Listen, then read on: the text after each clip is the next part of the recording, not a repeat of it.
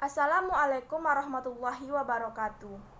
Nama saya Latifah Fajrin dari Universitas Bung Hatta Padang, Fakultas Keguruan dan Ilmu Pendidikan, jurusan Pendidikan Guru Sekolah Dasar.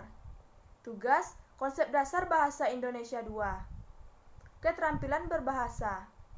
Sama-sama kita ketahui, keterampilan berbahasa terdiri dari 4, yaitu menyimak, membaca, menulis, dan juga berbicara. Sekarang kita akan membahas keterampilan berbahasa membaca. Membaca terdiri dari 2 jenis, yaitu membaca nyaring dan membaca dalam hati. Kata kunci dari membaca nyaring yaitu membaca suatu bacaan atau membaca suatu kalimat dengan ucapan. Membaca dalam hati kuncinya yaitu membaca dalam hati dengan gerakan bibir tanpa menyuarakan bacaan. Di sini saya akan membacakan sebuah dongeng dengan judul Asal-usul Nama Tokek. Pada zaman dahulu, di tepi hutan jati suci, di sebuah gubuk, hiduplah seorang kakek yang sudah amat tua dengan satu muridnya. Kakek tua ini bernama Mpu Kirli dan satu-satunya murid si kakek itu bernama Toka. Umur si Toka sekitar 15 tahun.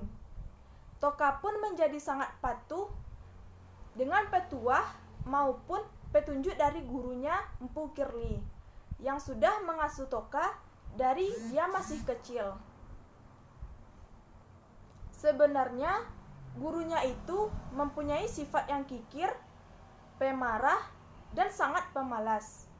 Dan gurunya, si Mpu Kirli, merupakan sosok yang hanya mementingkan diri sendiri saja. Dan sebenarnya, Mpu Kirli tidak menyukai si Toka. Tapi, dia tidak punya pilihan lain, karena si Toka bisa disuruh-suruh untuk melakukan pekerjaan apapun dari Mpu Kirli. Kerjaan gurunya setiap harinya hanya bermalas-malasan di beranda rumahnya, tanpa melakukan kegiatan. Dan semua kegiatan dan pekerjaan baik di rumah maupun di luar rumah dikerjakan oleh si Toka. Kesombongan Mpu Kirli telah menguasai dirinya, membuat hatinya tertutup untuk sedikit ikut merasakan dan menghargai apa yang telah dilakukan dan dikerjakan oleh si Toka. Di suatu pagi, Mpu Kirli memanggil-manggil si Toka sambil dia duduk di kursinya. "Toka, Toka, kemarilah kau nak," panggil si Mpu Kirli. Toka pun berlari menghampiri gurunya, walaupun ia masih sibuk menjemur kayu bakar di halaman. "Ada apa, guru?" jawab si Toka sambil duduk bersimpuh di depan Mpu Kirli. "Beberapa hari ini, kalau aku amati, hujan sering sekali turun. Coba kau mencari jamur di dalam hutan sana. Pasti banyak jamur-jamur di dalam hutan sana," perintah Mpu Kirli kepada si Toka.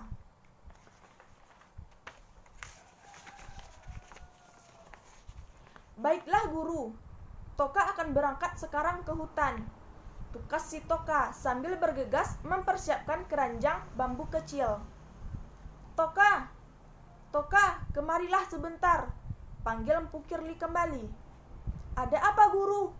jawab si Toka sambil menghampiri Mpu Kirli. "Setelah kau mendapatkan jamur, kau jangan langsung menjualnya ke pasar. Kau bawa kepadaku dahulu, biar aku yang memilih mana jamur yang beracun dan mana jamur yang tidak beracun. Kau paham, Toka?" titah gurunya. "Baik, guru," Toka sambil mengangguk tanpa prasangka.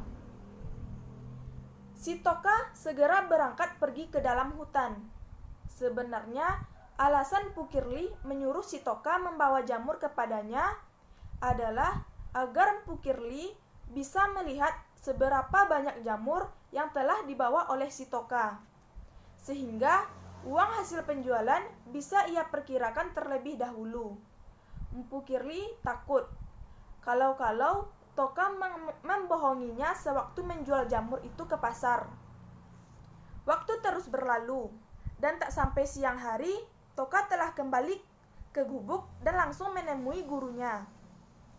Sambil berlari-lari, Toka segera menemui gurunya. "Guru, benar kata guru. Toka menemukan banyak sekali jamur di hutan. Ini keranjangnya sampai penuh," ujar Toka meluapkan kegembiraannya sambil terengah-engah menahan lelah. Cepat segera kau cuci ya jamurnya, Toka. Apakah masih banyak jamurnya di dalam hutan, Toka? Tanya Mpu Kirli dingin. Baik, guru. Betul sekali, guru. Masih banyak sekali jamur di dalam hutan sana, jawab Toka bersinar. Kalau begitu, jamur ini akan diletakkan saja di dapur. Ayo Toka, kita kembali ke hutan sana untuk mencari jamur, mumpung lagi musim. Mpu Kirli takut kalau jamur-jamur yang ada di dalam hutan tersebut akan diambil orang. Baik guru, Toka segera bergegas menuju dapur.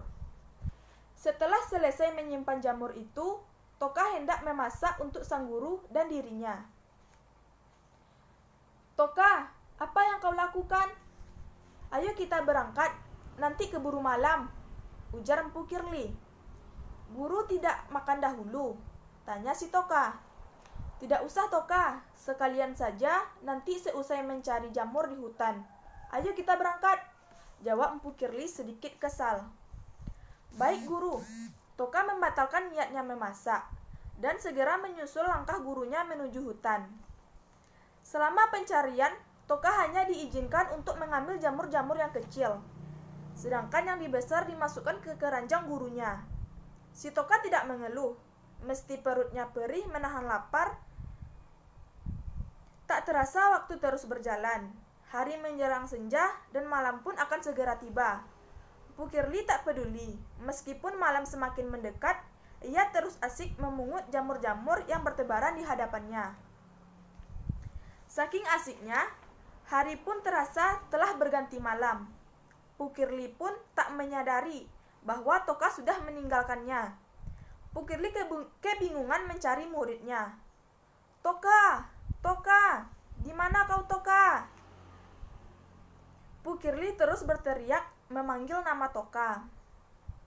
Karena suasana gelap, Mpu Kirli tidak menyadari bahwa langkahnya semakin masuk ke dalam hutan. Dalam keputusannya, Mpu Kirli akhirnya menemukan sebuah bangunan tua yang berlapiskan dinding kayu kebal. Meskipun gelap, Mpu Kirli mengetahui bahwa itu pasti rumah yang mewah. Dengan langkah tersoek, Mpu Kirli mendekati bangunan itu dan masuk ke dalamnya. Di dalam ruangan ternyata ada lampu minyak yang menyala, namun suasananya sepi sekali. Besar dan bersih juga rumah ini. Andaikan aku memilikinya. Mpu Kirli sejenak mengamati kondisi di dalam ruangan yang besar namun terlihat sepi. Belum habis terheran, Mpu Kirli tiba-tiba mendengar suara brak. Pintu tempat itu masuk tertutup dan keras sehingga membuat Mpu Kirli melompat karena kaget. Mpu Kirli mengumpat dan mencoba membuka pintu itu kembali. Sekian lama, Mpu Kirli mencoba membuka pintu itu. Namun sia-sia.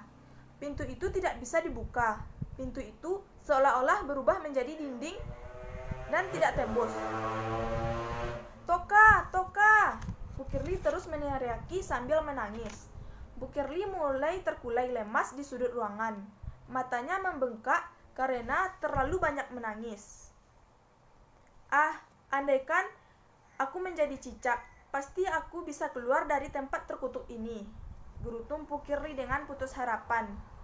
Rupanya suara gerutan dan harapan Mpu Kirli dikabulkan oleh Tuhan, karena tadi ia melihat cicak, dan merayap keluar dari celah pintu sempit yang ada di dalam ruangan. Seketika ia berubah menjadi seorang cicak namun berukuran besar, sehingga Pukirli tak mampu keluar dari bangunan itu. Dalam segala keputusannya, ia berteriak memanggil nama muridnya. Toka, Toka, Toka.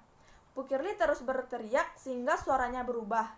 Bukan Toka lagi yang terucap, tetapi suara yang keluar adalah Tokek, Tokek, Tokek.